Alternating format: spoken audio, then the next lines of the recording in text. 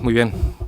Buenos días a todos. Muchas gracias, querida Alicia. Muchas gracias a la Universidad de La Laguna por haber tenido la amabilidad de invitarme en esta fecha tan señalada, en estas fechas en las que conmemoráis un año más de vigencia de la Constitución, evento que, como le comentaba antes a vuestra vicedecana, pues me parece muy importante y un evento que, desde luego, sería merecedor de que la práctica totalidad de las universidades españolas hicieran homenajes y jornadas de este tipo.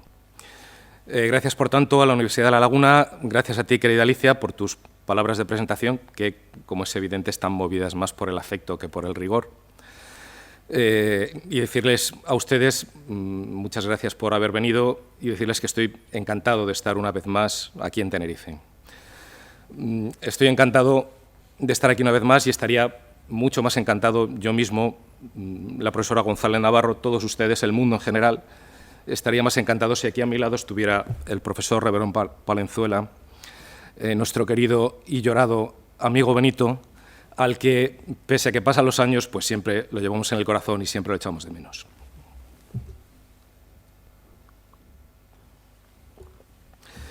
Bien, voy a hablarles a ustedes de la crisis del Tribunal Constitucional.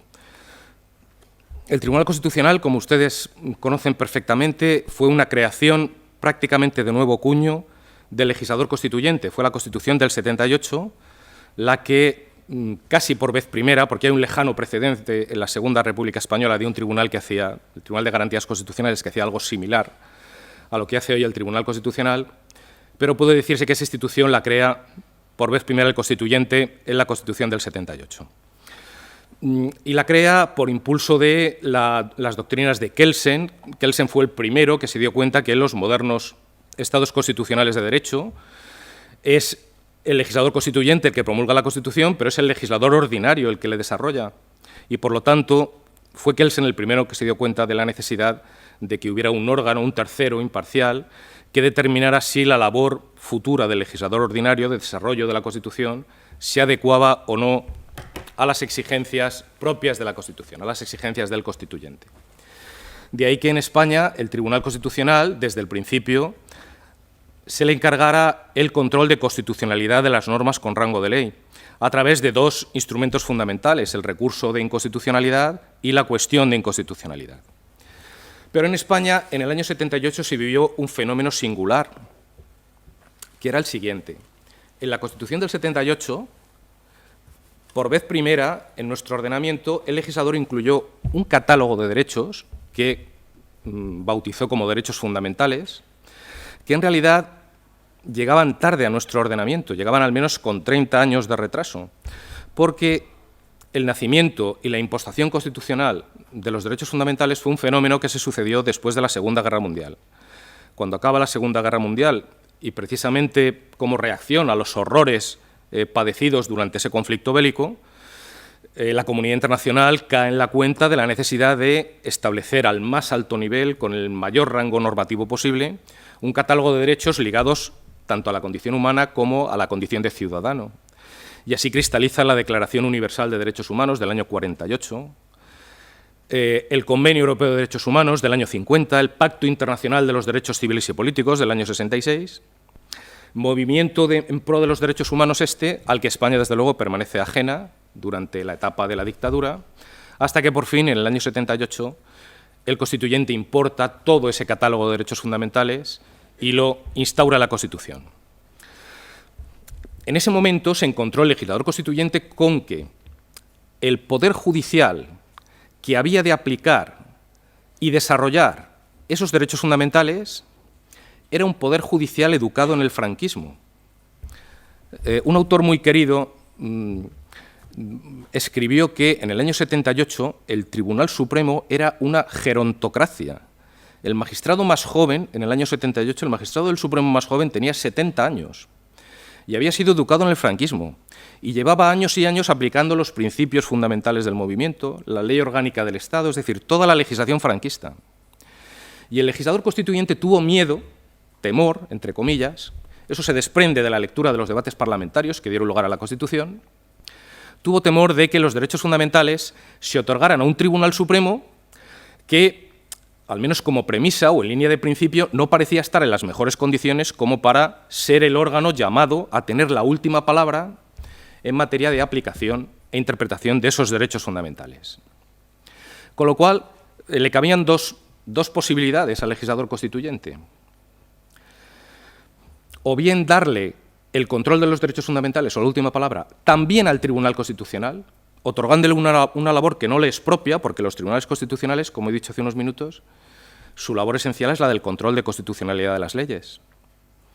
Se planteó esa posibilidad, o darle también el control, el desarrollo normativo, la observancia de los derechos fundamentales, o hacer lo que hicieron los alemanes en la Segunda Guerra Mundial, que era depurar la magistratura. Cuando acabó la Segunda Guerra Mundial y se aprobó la Constitución de Bonn en el año 49, todos los magistrados que habían ejercido durante el Tercer Reich los tiraron de la judicatura, directamente, los mandaron a su casa, los prejubilaron a todos. Claro, en el año 78, hacer eso en España, veo que la mayoría del auditorio es muy joven, pero vamos, yo que viví, y algunos de ustedes también, en el año 78 era impensable tirar a los magistrados educados en el franquismo y mandarlos a su casa. Nada más les recuerdo que 3 años más tarde hubo un golpe de Estado en España, en el año 81, ¿no? Entonces, frente a esa solución radical, lo que se adoptó es la solución intermedia de decir, bueno, vamos a darle la última palabra en materia de derechos fundamentales también a ese tribunal de nuevo cuño que hoy creamos, el Tribunal Constitucional, que se va a encargar no solo de controlar la constitucionalidad de las leyes, sino también de interpretar los derechos fundamentales. Instauramos, eso sí, el principio de subsidiariedad, artículo 53.2 de la Constitución, con el que todo el que estudia Derecho está familiarizado, que dice que primero del control de los derechos fundamentales se ocupan los tribunales ordinarios y después, en su caso, la última palabra, el Tribunal Constitucional a través del recurso de amparo. Bien, toda esta pequeña introducción sirve porque la primera conclusión a la que llegaré al final de mi intervención es que en la atribución del recurso de amparo al Tribunal Constitucional, es decir, en la desnaturalización de la labor propia de un Tribunal Constitucional, que es vigilar la constitucionalidad de las leyes, otorgándole también la protección de los derechos fundamentales, ahí está el germen de una buena parte, de un elevado porcentaje de la crisis que hoy padece el Tribunal Constitucional. Pero junto a eso, que es una conclusión que diré dentro de unos minutos, también tengo que decirles que el legislador constituyente tenía razón. Desde el año 80, en que se pone en marcha el Tribunal Constitucional, hasta hoy, el órgano que ha desarrollado de manera efectiva los derechos fundamentales no ha sido el Tribunal Supremo, ha sido el Tribunal Constitucional, al que ahora ya, pues, pasados ya más de 30 años, con cierta perspectiva histórica, podemos reconocerle una labor ingente, una labor valiosísima, tanto en el ámbito de los recursos y cuestiones de inconstitucionalidad, como también en el ámbito de la tutela de los derechos fundamentales. Es decir, que el legislador constituyente no se equivocó, al contrario. Ha sido el Tribunal Constitucional quien en España ha desarrollado los derechos fundamentales y nos ha situado, al menos hasta hace algunos años, en la primera línea de los países europeos más avanzados en el respeto a las garantías constitucionales y a los derechos fundamentales de los ciudadanos.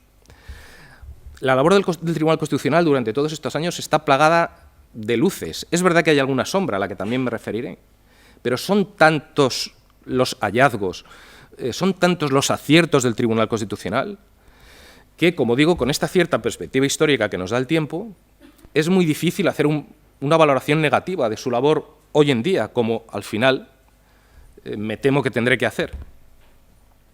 Porque, como digo, su labor está plagada de luces. Por ejemplo, al Tribunal Constitucional le debemos la actual configuración del Estado autonómico. Desde la sentencia de la LOAPA, en el año 83, la LOAPA fue una ley orgánica que aprobó el gobierno de la UCD, y que, sí, efectivamente, el gobierno de la UCD, y que pretendía armonizar desde el Gobierno de la Nación la totalidad del proceso autonómico, prácticamente sin dejar abrir la boca a las comunidades autónomas. El Tribunal Constitucional de la LOAPA se cargó la O y la A.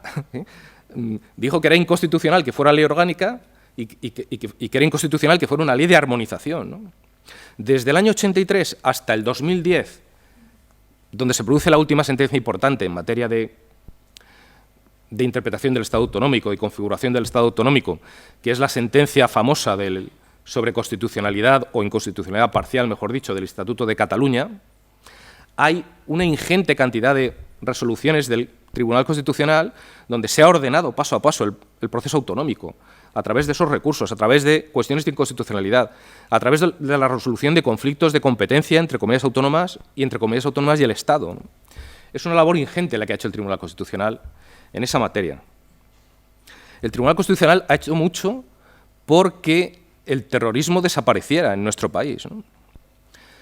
El Tribunal Constitucional bendijo todas las normas que establecían limitaciones procesales en las situaciones de detención de personas acusadas de haber cometido delitos en pertenencia a banda armada y elementos terroristas, ¿no?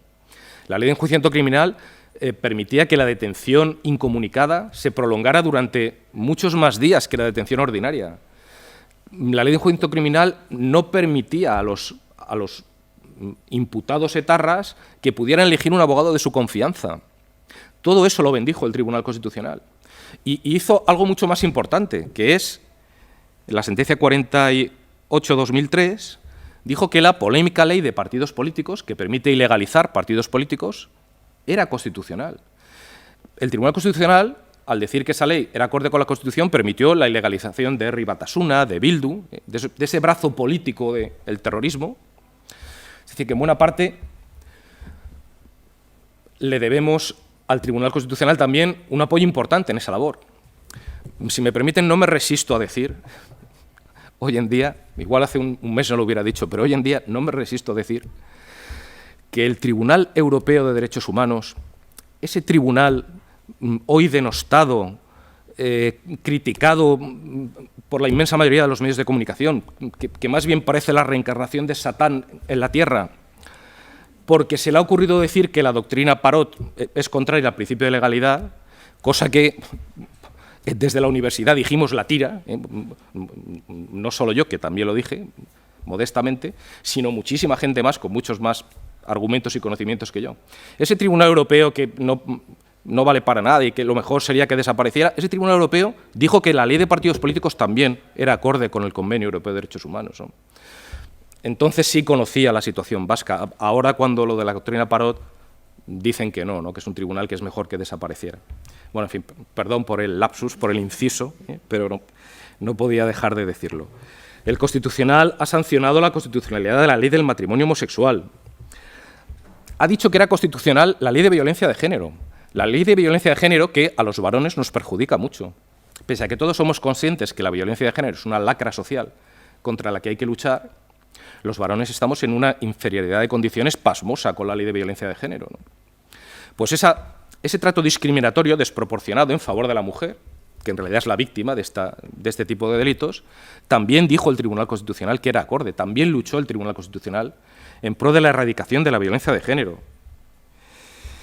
El Tribunal Constitucional se mostró disconforme con la famosa ley Corcuera, la llamada ley de la patada en la puerta, que permitía que los policías pudieran vulnerar el derecho a la inviolabilidad de domicilio y el derecho a la intimidad por la sola sospecha de que quizás en un domicilio se estuviera cometiendo un delito. No se exigía la flagrancia delictiva, lo que ocurre en todos los países civilizados. El Tribunal Constitucional dijo que eso no podía ser y declaró la inconstitucionalidad parcial de la ley de la patada en la puerta. Más cosas. Por ejemplo, cosas más prosaicas. Si alguno de ustedes está casado, que sepa que al Tribunal Constitucional le debemos no tener que pagar en el IRPF la unidad familiar conjuntamente. Es decir, antes la ley del IRPF decía toda la unidad familiar, el matrimonio y los hijos que tuvieran rendimientos, todos tributaban conjuntamente, de manera obligatoria, con lo cual la base imponible se elevaba y la cuota también.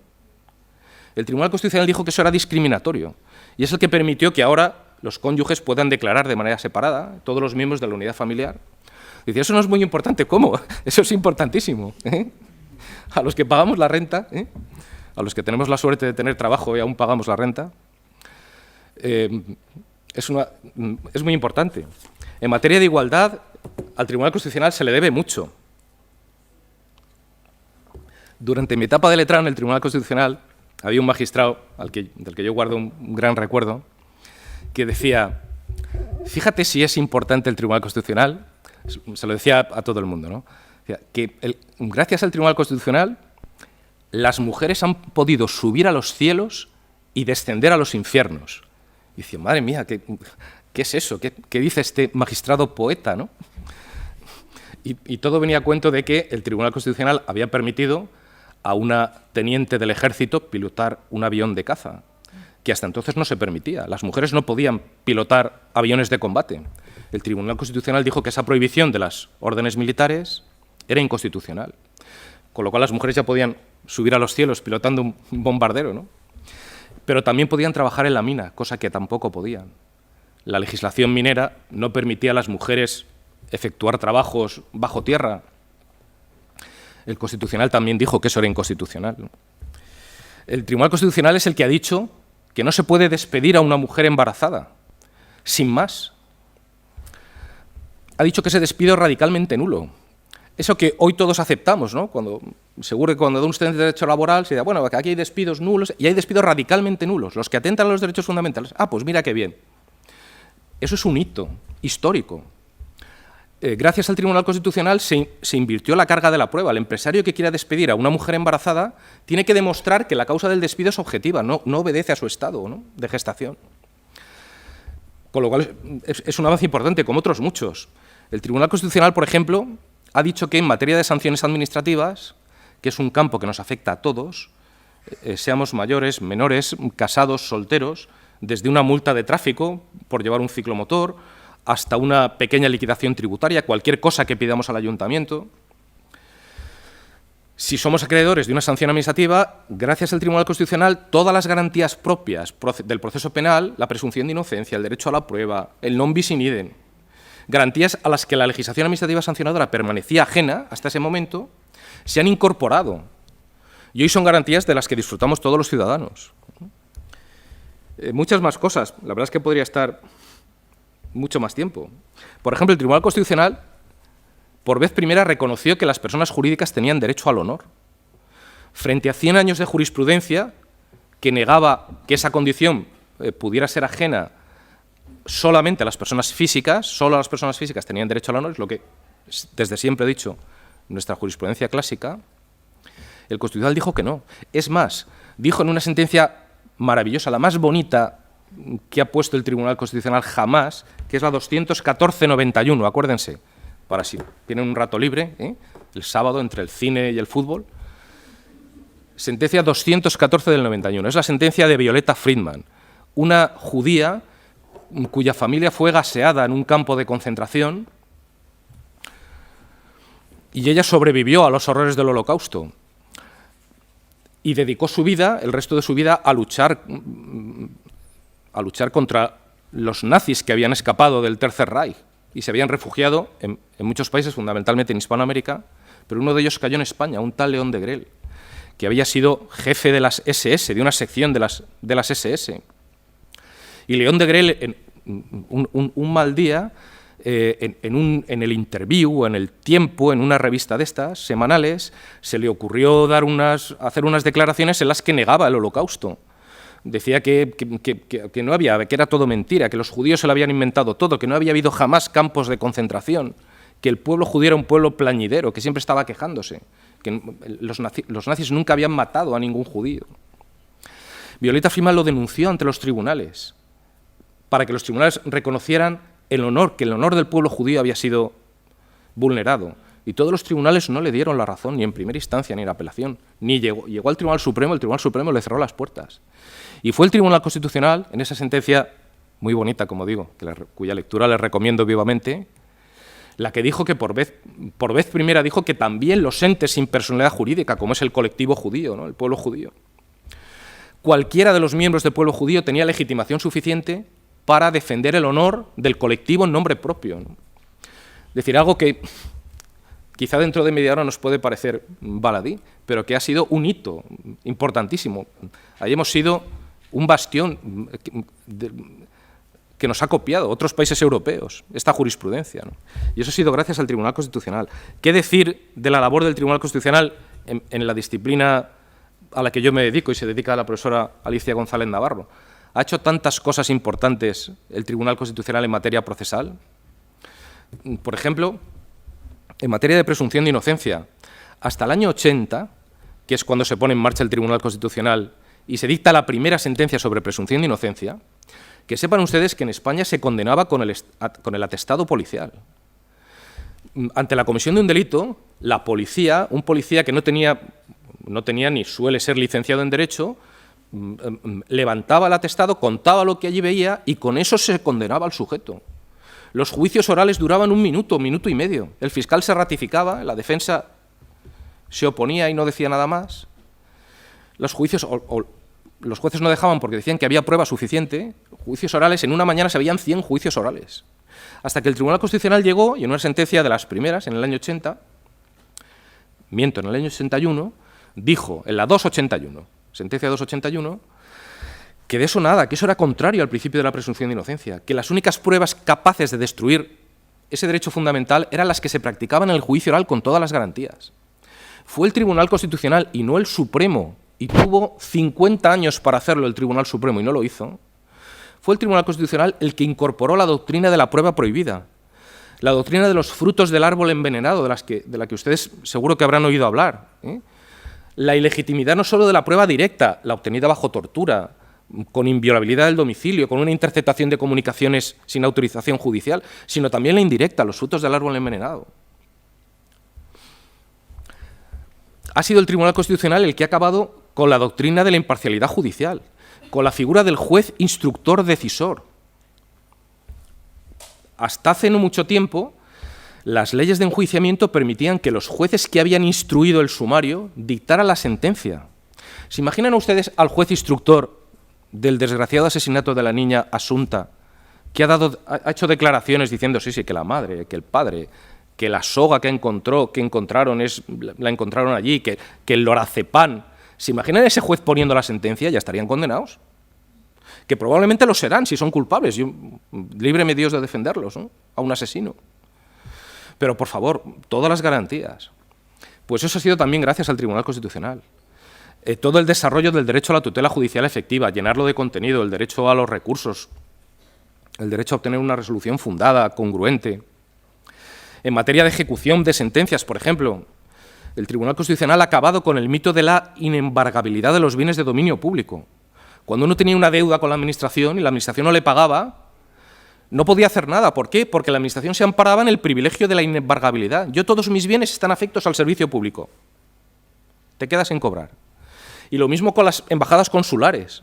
El Tribunal Constitucional ha puesto coto a esa doctrina y ha dicho que son inembargables solo los bienes afectos al dominio público. No se puede embargar un semáforo, pero sí un cuadro que cuelgue en las dependencias del ayuntamiento, porque eso no está afecto al servicio público. Eso lo ha dicho solamente el Tribunal Constitucional, no el Tribunal Supremo.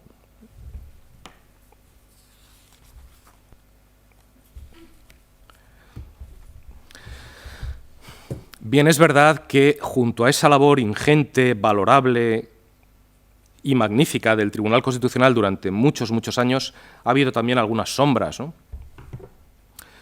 Por ejemplo, el Tribunal Constitucional padeció una gran crisis en el año 83 con la sentencia que declaró la constitucionalidad del decreto ley de expropiación de Rumasa. Rumasa era un emporio empresarial, un conjunto de empresas inmenso que daba trabajo a miles y miles de personas, y cuando llegaron los socialistas al poder, el ministro Boyer apreció que esa empresa estaba en peligro, que todos esos puestos de trabajo estaban en peligro, que no se pagaban las cuotas a la Seguridad Social, y el Gobierno decidió expropiar ese imperio económico, cosa que a la opinión pública le resultó muy llamativo, ¿no?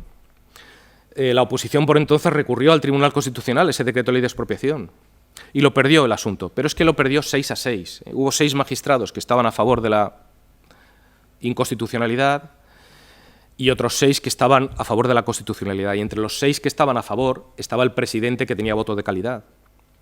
Y eso fue una tragedia para el Tribunal Constitucional. Quedó muy deslegitimado el Tribunal Constitucional porque se pensó que esa sentencia obedecía más a argumentaciones y motivos políticos que a puros motivos jurídicos. el Tribunal Constitucional, pese a que antes he dicho que gracias a él se ha construido el modelo, el Estado autonómico tal y como lo conocemos, en realidad su jurisprudencia constitucional en materia autonomista es muy criticada, ¿no? Muy criticada por los autonomistas. Los centralistas están encantados, entre comillas. Ahí también hay luces para unos y sombras para otros, ¿no? El Tribunal Constitucional, por ejemplo, no prestó atención a la señora López Ostra cuando le pidió amparo. La señora López Ostra era una señora que vivía en Murcia, tan tranquilamente, con su esposo y sus hijos, hasta que a pocos metros de su vivienda abrieron una incineradora de basuras. Incineradora de basuras que funcionaba las 24 horas del día, que ocasionaba unos ruidos insoportables y unos olores aún peor. La señora López Ostra recurrió en la vía administrativa, le pidió al Ayuntamiento de Murcia que cerrara esa empresa, que era insalubre para las personas que allí vivían. No le hicieron caso, perdió. Se fue a los tribunales, perdió. Se fue al Tribunal Supremo, perdió. Se fue al Tribunal Constitucional, perdió. Y se fue al Tribunal Europeo de Derechos Humanos, ese tribunal que no sirve para nada, ¿eh? Se fue al Tribunal Europeo de Derechos Humanos y el Tribunal Europeo de Derechos Humanos dijo por vez primera que el derecho a la intimidad personal y familiar y el derecho a la inviolabilidad de domicilio quedaba afectado también por esos olores y ruidos. Una jurisprudencia absolutamente progresiva que ha calado en todos los países civilizados. Y hoy en día se considera que las perturbaciones que sufrimos cuando en nuestro domicilio padecemos ruidos, olores, etcétera, etcétera, afectan a nuestro derecho no solo a la intimidad personal y familiar, sino a la inviolabilidad de domicilio. Es una conquista que debemos al Tribunal Europeo, no al Tribunal Constitucional, que le cerró las puertas a la señora López Ostra. La jurisprudencia del Constitucional, por ejemplo, sobre el principio non bis in idem tampoco es muy satisfactoria. Cuando es la Administración la que sanciona en primer lugar, el Constitucional mantiene la doctrina de la compensación de sanciones. Dice, bueno, si ya sanciona la Administración, en lugar de decir non bis in idem, se ha terminado, dice, bueno, no, non bis in idem no, que sancione también la justicia penal y después que se compensen las sanciones, vulnerando así la garantía anglosajona del double jeopardy, de la prohibición de que nos sometamos a un doble enjuiciamiento los ciudadanos por los mismos hechos. Esa doctrina censurable la mantiene también el Tribunal Constitucional. En procesal también hay sombras. El derecho a un proceso con todas las garantías está desnutrido de contenidos. Hay muchas quiebras y muchas doctrinas del Constitucional en materia procesal que no son de recibo. Quizá la más penosa de todas ellas sea aquella que sostiene que el derecho a un proceso sin dilaciones indebidas no entraña un derecho a los plazos. De forma que mientras los ciudadanos, si hay aquí abogados y procuradores en la sala, lo sabrán a ciencia cierta, mientras que si los ciudadanos nos pasamos un día del plazo, nos inadmiten el recurso, los jueces pueden pasarse meses y meses. En la instrucción puede durar años, una sentencia puede tardar 6 meses en dictarse, 1 año. No pasa nada, porque responsabilidad disciplinaria tampoco se les exige. El Consejo del Poder Judicial es muy timorato a la hora de exigir responsabilidad disciplinaria a los jueces. Y claro, como no hay un derecho fundamental a los plazos, los ciudadanos afectados no podemos pedir una reclamación al Estado por funcionamiento anormal de la Administración de Justicia. Es decir, una situación pues, que no es de recibo y que debemos en parte también al Tribunal Constitucional. Pero bueno, yo no he venido a hablar de esto. Yo he venido a hablar de la crisis del Tribunal Constitucional. Lo que ocurre es que me parecía que toda esta introducción era necesaria. ¿Por qué? Pues porque hace ya bastantes años, al menos una década, que todo el mundo, los operadores jurídicos fundamentalmente, y los ciudadanos que por una razón u otra han tenido que acudir al Tribunal Constitucional, se sienten insatisfechos. Hace ya muchos años que el Tribunal Constitucional, para la práctica totalidad de los operadores jurídicos y para la inmensa mayoría de la población, no cumple adecuadamente su función, ni en el ámbito de los recursos y cuestiones de inconstitucionalidad, ni en el ámbito del control de constitucionalidad de las leyes, ni en el ámbito de la tutela de los derechos fundamentales, ni al conocer los recursos de amparo cumple debidamente con su función. Esto se debe, a mi juicio, fundamentalmente a 2 causas. La primera de ellas, y la más importante, desde luego, es una causa estructural. Pero no faltan también algunos otros factores adicionales, a los que también me referiré un poco más tarde, que tienen que ver con la legitimación de la labor del Tribunal Constitucional en determinados asuntos, ¿no? Miren, el Tribunal Constitucional desde hace muchos años no cumple debidamente con su función de enjuiciar los recursos y cuestiones de inconstitucionalidad, de enjuiciar el control de constitucionalidad de las leyes. No es de recibo, es impresentable, no tiene nombre que el Tribunal Constitucional haya estado 5 años para decir que la ley del matrimonio homosexual es constitucional. 5 años. Cuando la tramitación del recurso de inconstitucionalidad no tardó más de 5 semanas. En 5 semanas estaba ya todo dicho, todos los documentos estaban encima de la mesa. Y allí permanecieron durante 4 años y 11 meses más, hasta que el Tribunal Constitucional dictó sentencia. Durante 4 años tuvo el Tribunal Constitucional en la mesa el recurso de inconstitucionalidad del Estatuto de Cataluña, hasta que lo resolvió, por fin. El récord lo tiene, fíjense, en una cuestión que no es nada baladí, que es la siguiente. Desde hace muchos años, los gobiernos de todos los signos políticos, cuando aprueban las leyes de presupuestos generales del Estado, dictan una ley que se llama la Ley de Acompañamiento, que es un cajón desastre, pero con 2 palabras, es un cajón desastre, no con 3. O sea, es una ley que sirve para todo, que igual cambia leyes procesales, leyes tributarias, igual cambian lo que le viene en gana en ese momento al legislador. Son leyes de 300 páginas que cambian 1000 preceptos, que generan una absoluta inseguridad jurídica. Y que llegó al Tribunal Constitucional, ¿y saben ustedes cuánto ha tardado el Tribunal Constitucional en decir que esas leyes de acompañamiento son inconstitucionales? 12 años. El recurso es del año 2000 y la sentencia del 2012. Me he preocupado de mirar, por ejemplo, el Tribunal Constitucional francés ha dicho que la ley del matrimonio homosexual francesa es constitucional en 5 meses. La ley es de abril y la sentencia de noviembre. Ahora ha salido hace unas semanas o unos días en los periódicos. 5 meses. Pero fíjense, eso afecta a muchas personas, la ley del matrimonio homosexual. Pero fíjense, cuando el presidente Hollande quiso hacer una reforma fiscal que penalizaba a las grandes fortunas con el pago del 75% de los ingresos, la ley se aprobó en diciembre y el Tribunal Constitucional francés dijo que era inconstitucional en diciembre del mismo año, es decir, 2 semanas después. Tampoco quiero yo que sea un Tribunal Constitucional de alta velocidad el nuestro, ¿no? Es decir, entre pocos días y 12 años hay un término medio, pero desde luego lo que no se puede hacer es tardar 12 años en dictar la sentencia, o 5 años en tener en una situación pendiente a los matrimonios homosexuales. Es una cosa que no es de recibo, ¿no? Ese es un grave problema que hace que, al menos en el control de constitucionalidad de las leyes, tampoco el Constitucional esté cumpliendo con su función. Pero es que en la tutela de los derechos fundamentales tampoco. Aquí el problema es distinto, el problema no es de tardanza, no es de demora. Es verdad que los recursos de amparo, pues algunos tardan 3 años, 4 años en resolverse, pero la media no es esa, la media está en 2 años, año y medio, 2 años y medio. Es decir, un plazo más dilatado que el que a todos nos gustaría, pero que tampoco cabe tildar de desproporcionado, por razones que también diré después.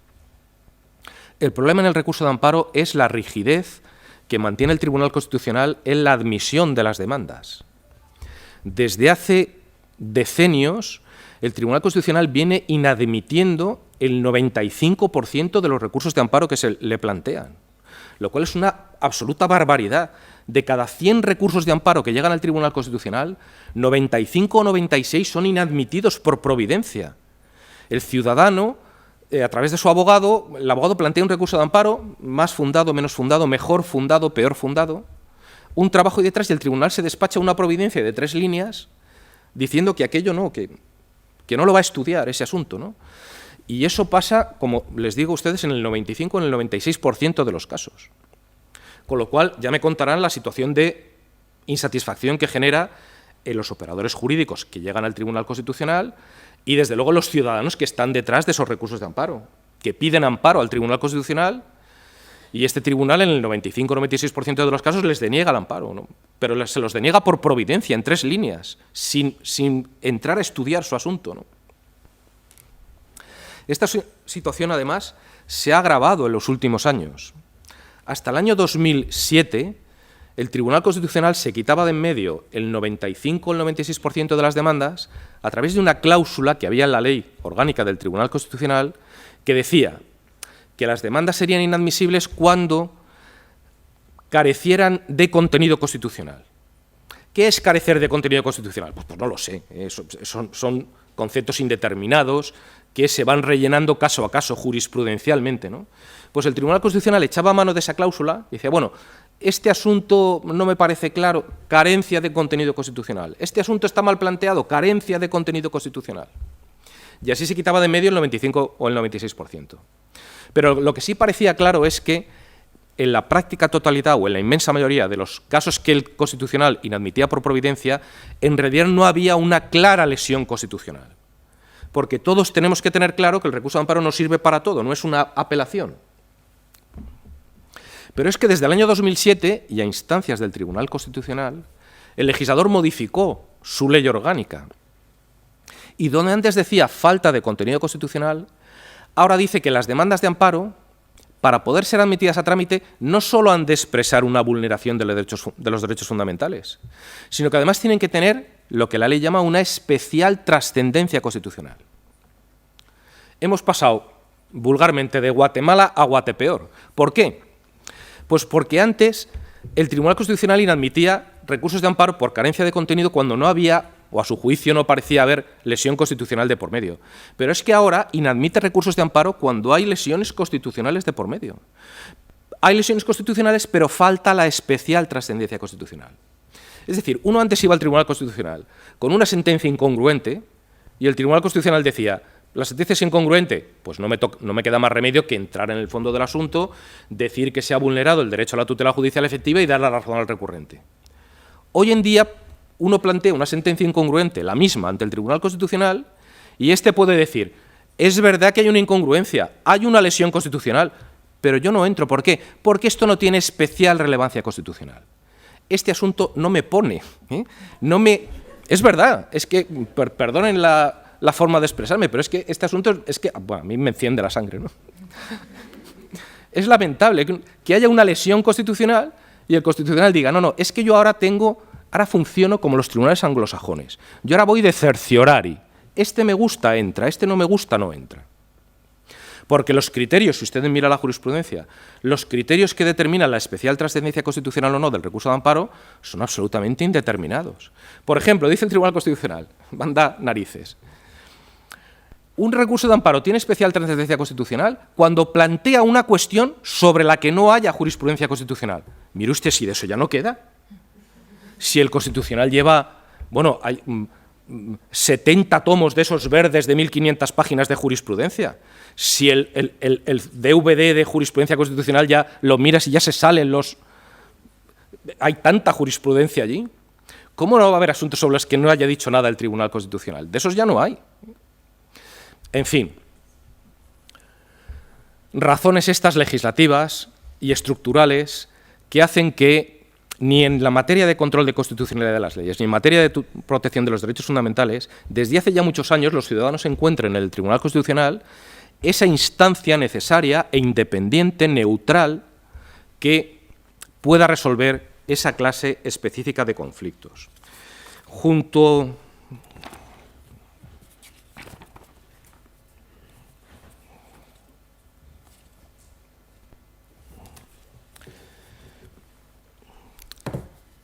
Toda esta situación que padece el Tribunal Constitucional, a mi juicio, se debe a una razón estructural, y es la siguiente. El Tribunal Constitucional ha sido víctima de su propio éxito.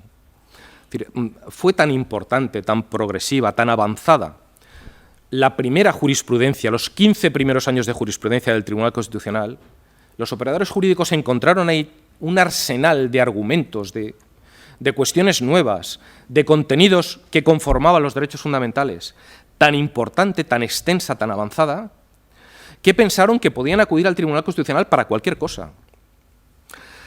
Y de una media de 500, 600 recursos de amparo que llegaban o que llegaron durante la década de los 80 al Tribunal Constitucional, se pasó a multiplicar esa cifra por 6 en la segunda década, hasta llegar al récord que se planteó en el año 2009, donde ingresaron 10.848 recursos de amparo ante el Tribunal Constitucional, casi 11.000 recursos de amparo.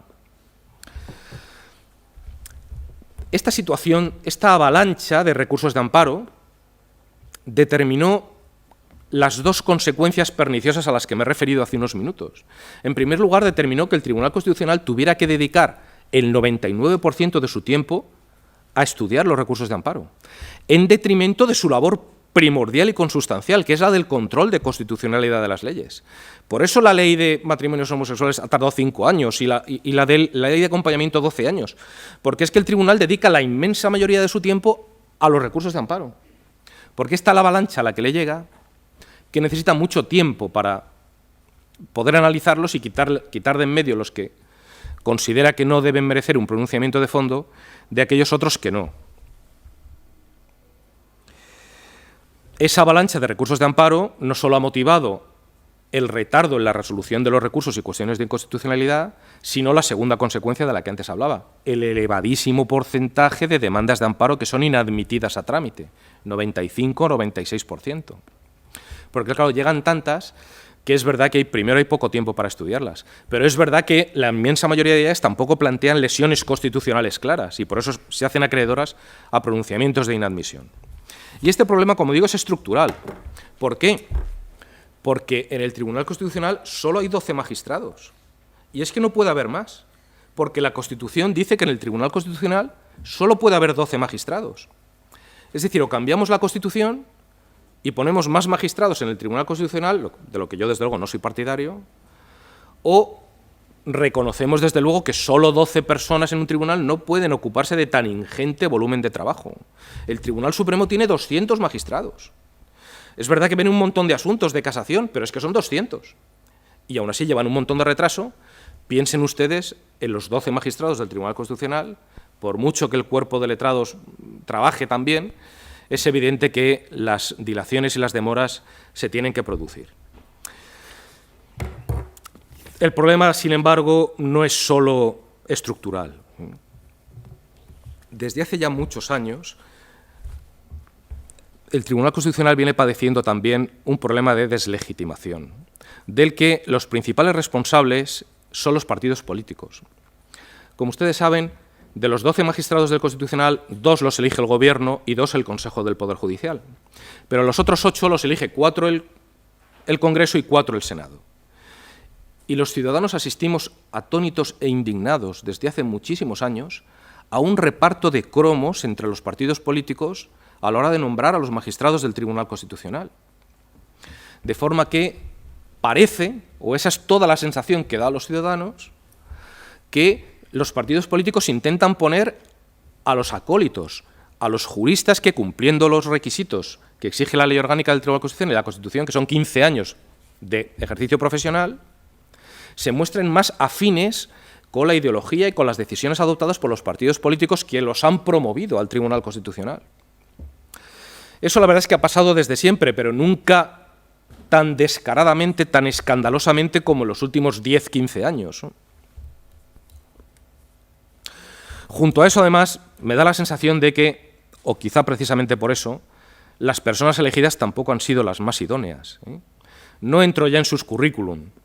Bueno, si quieren, en el debate posterior podemos entrar en el currículum de alguno, ¿no? Pero, desde luego, personas con pasado político han llegado al Tribunal Constitucional.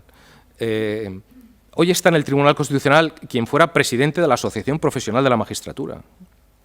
Hoy está en el Tribunal Constitucional un presidente del Consejo del Poder Judicial que dijo que estudiar catalán era algo así como, tenía la misma importancia que aprender a bailar sevillanas, ¿eh? O que la ley del matrimonio homosexual, que por qué no hacíamos también la ley de la zoofilia para que permitiéramos que las mujeres se casaran con perros y los hombres con búfalos.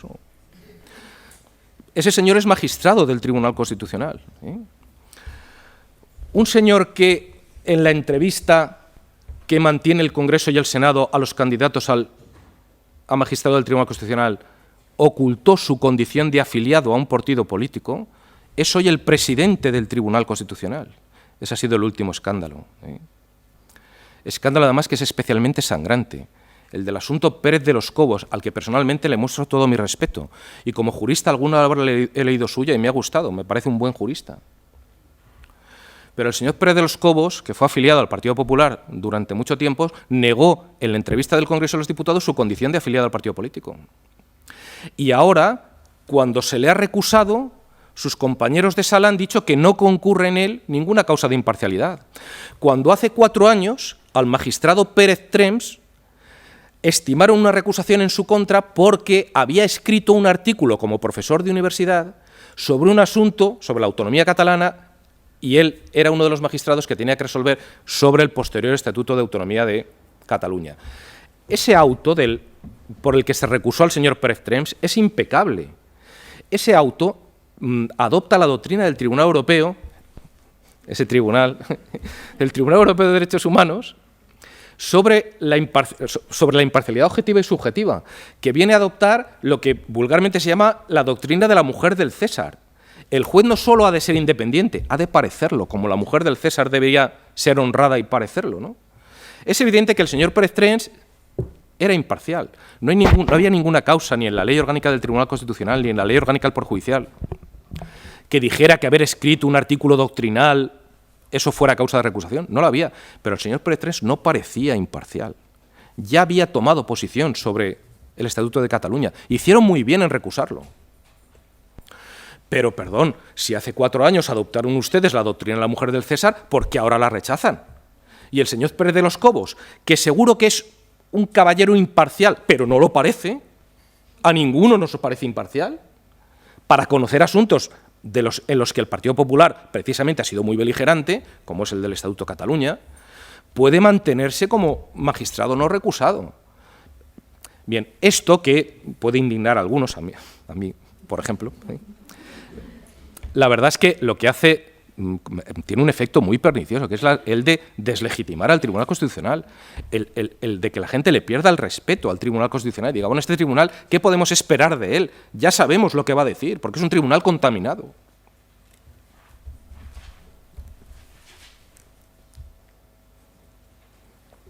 Ya termino. Solución. La solución es muy difícil. La solución es muy difícil. Para este último problema cabría hacer brindis al sol, es decir, bueno, que los partidos políticos elijan a los más capaces, que los partidos políticos no elijan a las personas de su cuerda, que tomen los currícula más objetivos. Yo incluso propondría que para nombrar a los magistrados del Constitucional o a los del Consejo del Poder Judicial, que van a ser elegidos ya mismo esta semana o la que viene, los partidos políticos se intercambiaran los roles y que a los que propone el PP tuviera que elegirlos el PSOE o los demás partidos políticos, y a la inversa, ¿no? Y que, por supuesto, que eligieran a los más capaces, a las personas menos contaminadas, sin pasado político, si es posible. Somos muchos españoles y muchos juristas, ¿no? Seguro que hay gente valiosa sin pasado político que puede llegar al Tribunal Constitucional, ¿no? Esa sería una solución de desideratum. Pero la verdadera solución, a mi juicio, la que solventaría el problema del Tribunal Constitucional, el esencial problema del Tribunal Constitucional, que es el que no cumple hoy satisfactoriamente con las 2 funciones esenciales que tiene asignadas, solo se solventaría quitándole el recurso de amparo. El recurso de amparo debe ya dejar de estar en el ámbito de competencia del Tribunal Constitucional y quedar en la vía exclusiva y última del Tribunal Supremo. Si ustedes recuerdan hace unos minutos cuando les decía que la atribución del control de los derechos fundamentales al Constitucional obedeció a motivos políticos, a evitar una depuración de la magistratura, a evitar que fuera ese Tribunal Supremo educado en el franquismo el que se ocupara del desarrollo de los derechos fundamentales, si recordamos eso vemos que hoy ya no tiene sentido que el Tribunal Constitucional se quede con el recurso de amparo. El Tribunal Supremo hoy es tan demócrata como el Tribunal Constitucional. Ya no tiene pasado franquista. De forma que esa labor que la Constitución, por aquellas razones coyunturales, otorgó al Tribunal Constitucional, desde luego debería de serle quitada para que nuestro Tribunal Constitucional se situara en la órbita de la práctica totalidad de los tribunales constitucionales europeos.